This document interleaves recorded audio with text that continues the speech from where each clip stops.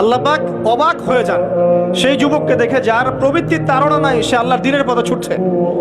এই যুবককে দেখে আল্লাহ পাক অবাক হয়ে যান এবং তার দোয়া যেভাবে কবুল হবে, একজন মানুষ যার পা কবরে অলরেডি চলে গেছে, তার দোয়া কি সেভাবে কবুল হবে?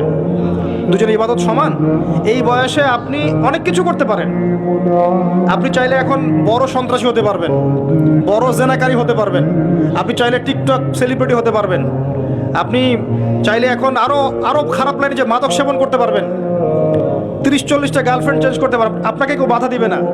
আপনি চাইলে 1-2 হাজার টাকা দিয়ে জেনা করতে পারবেন, উন্মুক্ত সব আপনার জন্য। ইভেন এখন আপনি চাইলে মদও খেতে পারবেন, লাইসেন্স দিয়ে আছে, আপনি করতে পারবেন।